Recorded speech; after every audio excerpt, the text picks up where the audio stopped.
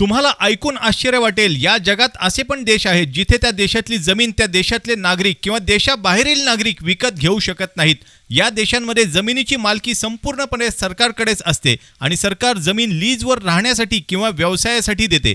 North कोरियामध्ये तर खाजगी मालकीची संकल्पनाच अस्तित्वात नाही. शिवाय क्युबा, व्हिएतनाम, चायना इथे सुद्धा थोड्याफार फरकाने नियम सारखेच आहेत. काय फायदा या गोष्टींचा?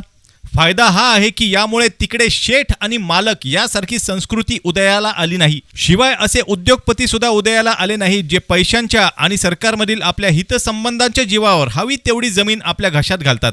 कोणत्याही देशाची खरी संपत्ती असते ती म्हणजे त्या देशाची जमीन. आता तुम्ही म्हणाल की या देशाची जमीन कोणीही खरेदी केली आणि कितीही खरेदी केली तरी ती देशाच्या बाहेर थोडी जाणार आहे. याचे काय दुष्परिणाम आहेत? दुष्परिणाम हा शब्द छोटा आहे. इथूनच सुरू होते खरी मॉडर्न सावकारी. थोडक्यात सांगायचे झाले तर जमिनींचे केंद्रीकरण मूठभर हातात झाल्याने श्रीमंत अधिक श्रीमंत आणि गरीब अधिक गरीब होणार आणि होणार म्हणजे होणारच. त्यांच्याच जमिनीतून पिकलेले खायचे, त्यांच्याच जमिनीत बांधलेल्या घरात राहायचे, त्यांच्याच जमिनीतून निघालेली नैसर्गिक साधन संपत्ती विकत घ्यायची आणि सर्वात महत्त्वाचे म्हणजे या सर्वांच्या किमती ठरवणार तेच. आता प्रश्न हा आहे की यावर तुम्ही आम्ही काय करू शकतो?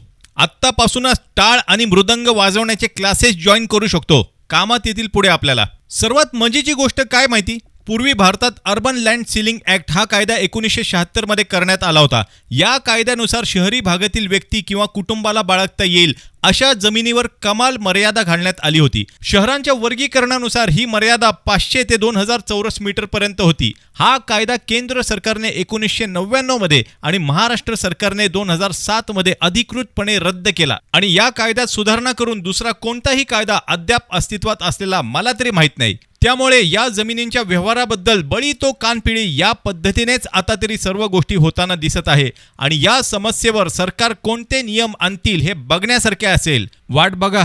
माफ करा, वाढ मला म्हणत होतो बायकोला.